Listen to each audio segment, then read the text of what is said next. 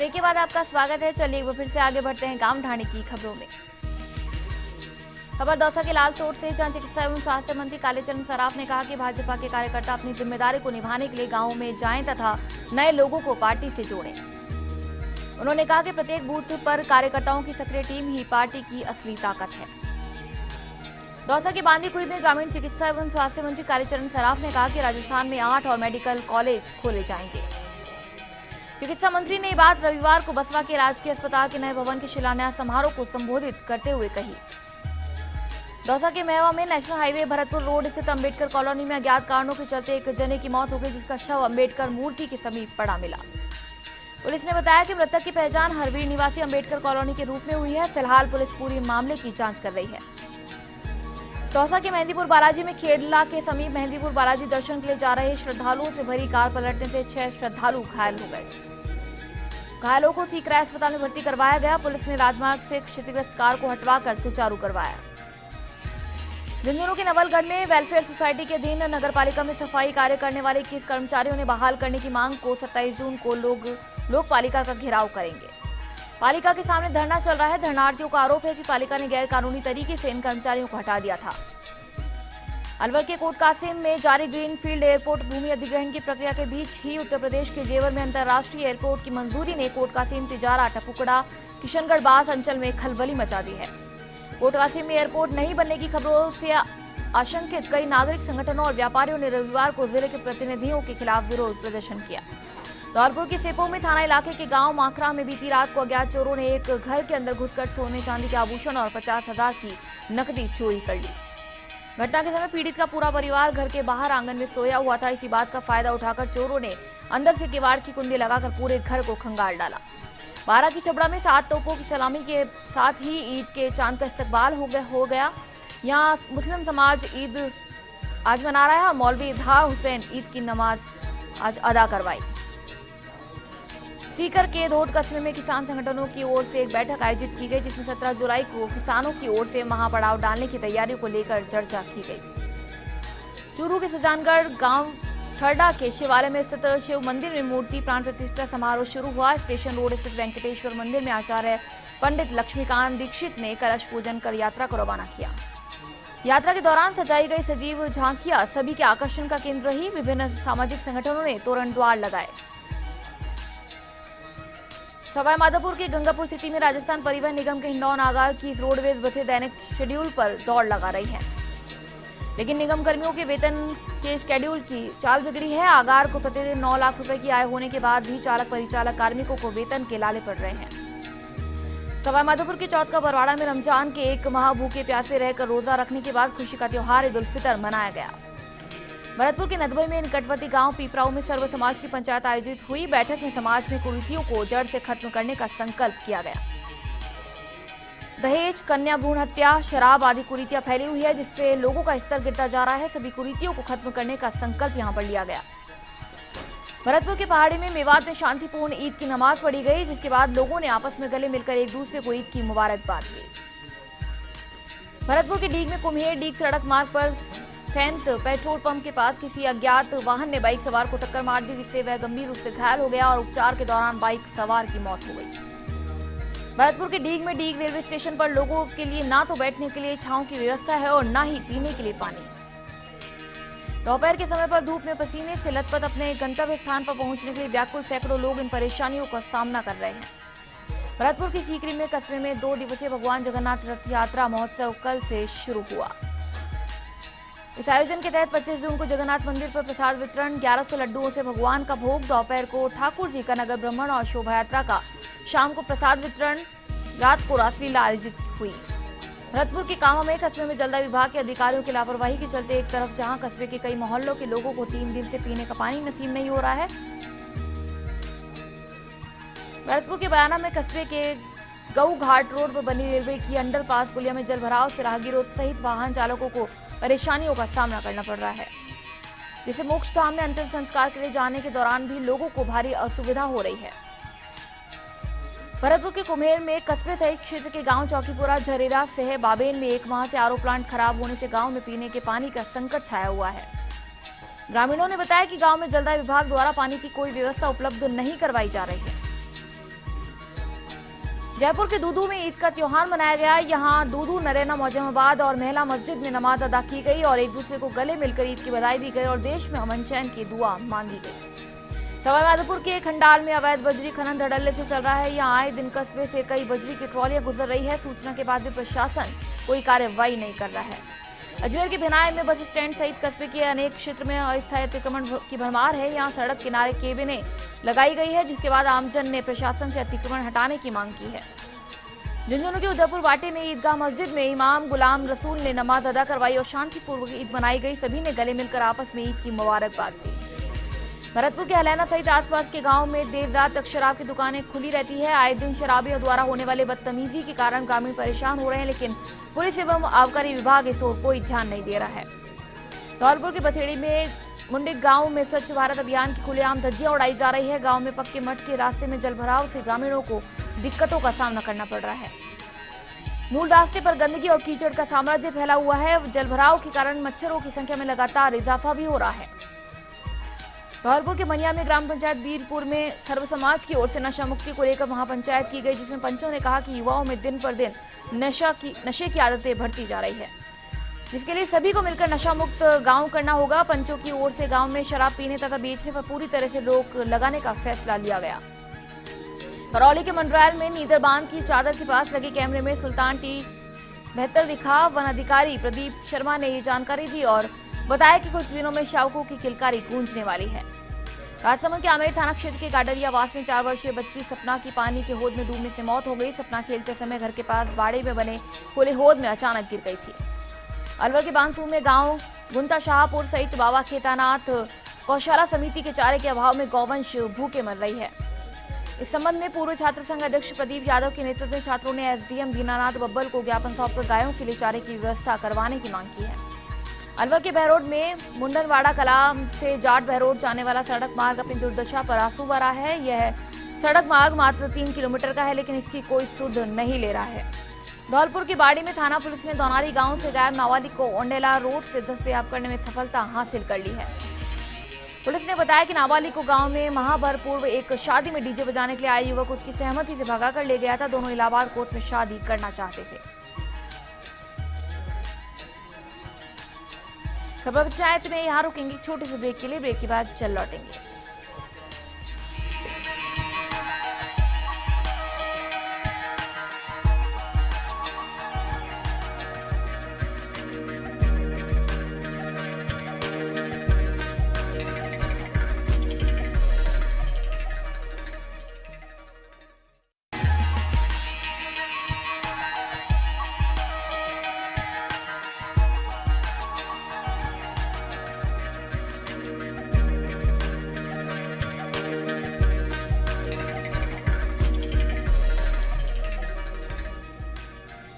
Break के बाद आपका स्वागत है। चलिए वो फिर से आगे बढ़ते हैं गांव ढाणी की खबरों में।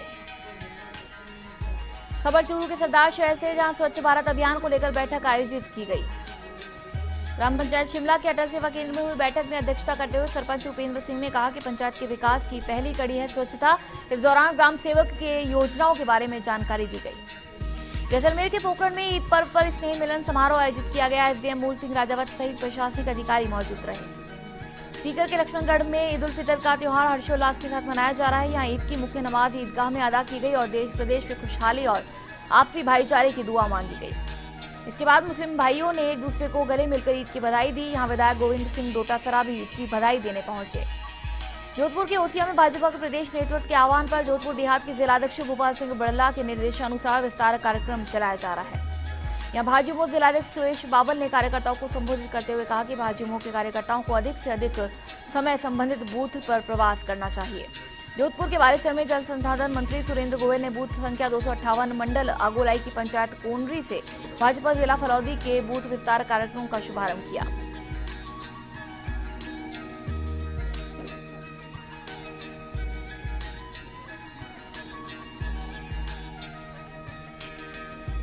बूथ विस्तार कार्यक्रम में उपस्थित जिले के विभिन्न मंडल के अध्यक्षों सहित पदाधिकारियों, पार्टी के कार्यकर्ताओं को संबोधित करते हुए प्रभारी मंत्री गोयल ने कहा कि बूथ स्तर पर संगठन को मजबूत करने से ही संगठन मजबूत बनेगा।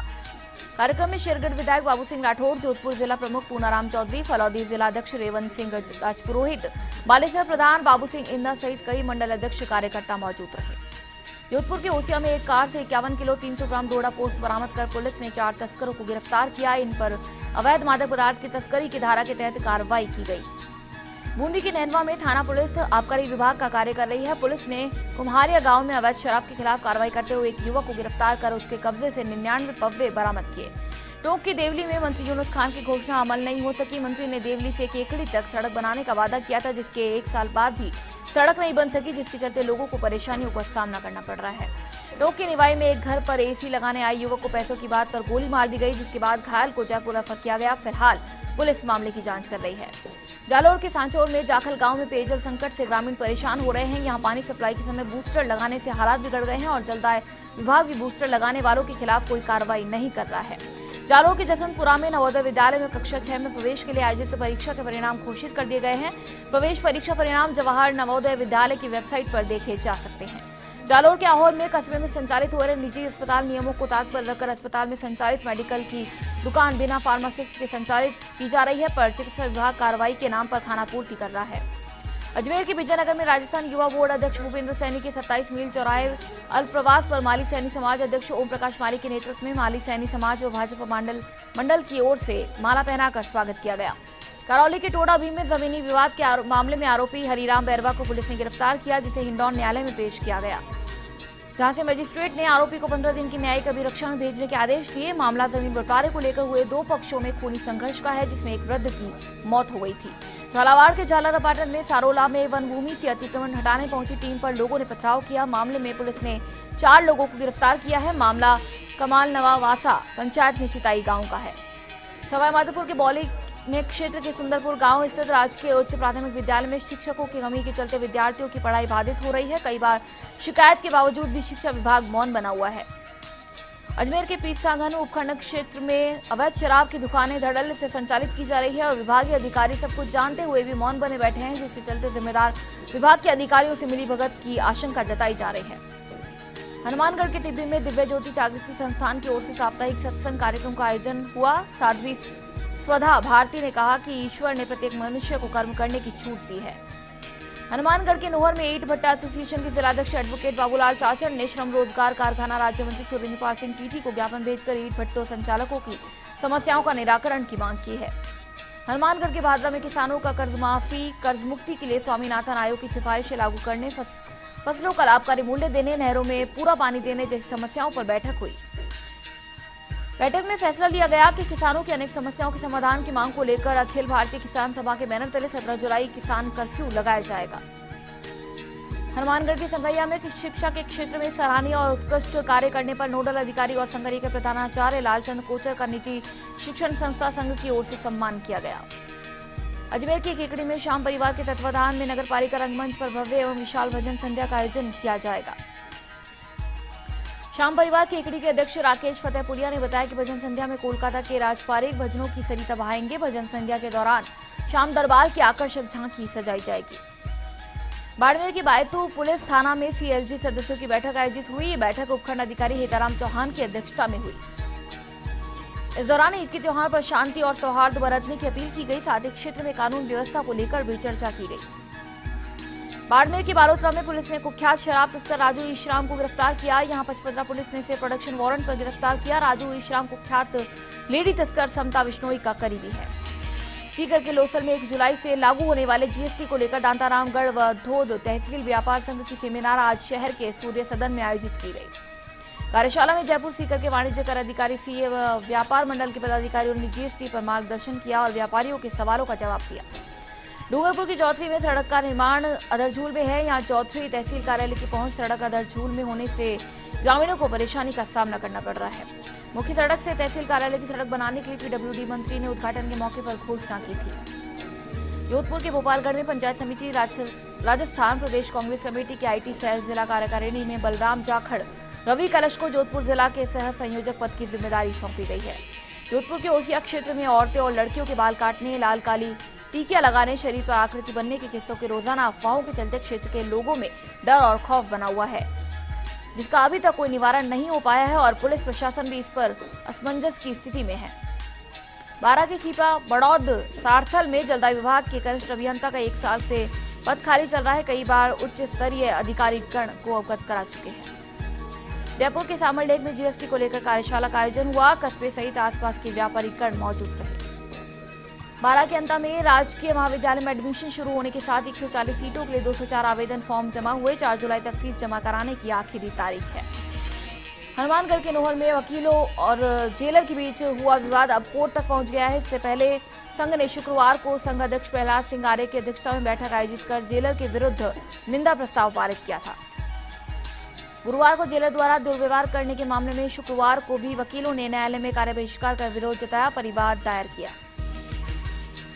हनुमानगढ़ के पीरी बंगा में पवन गर्ग की अध्यक्षता में अग्रवाल सभा की बैठक का आयोजन किया गया। बैठक में नई कार्यकारिणी के गठन के लिए 25 जून को होने वाले चुनाव को स्थगित करने का निर्णय लिया गया। हनुमानगढ़ के संगरिया में आयुर्वेद चिकित्सालय में शुक्रवार को 7वीं स्वर्णकांता महाराज की शिष्या साध्वी ममता ने मंगल पाठ किया। इस मौके पर व्यापार मंडल अध्यक्ष कृष्ण कुमार जैन, पूर्व आयुर्वेद चिकित्सा प्रभारी doctor Devi Lal Bhakar, doctor Sanjay Jain, warehouse के पूर्व मैनेजर रामलाल बिस्सू, समाज सेवी अमरनाथ पेंटर प्रहलाद धारणिया आदि मौजूद थे। चूरू के तारानगर में अवैध शराब के खिलाफ पुलिस ने मुखबिर से मिली सूचना पर कार्रवाई करते हुए 50 पब्बे देशी शराब, 18 बोतल बियर सहित होटल संचालक को हिरासत में लिया।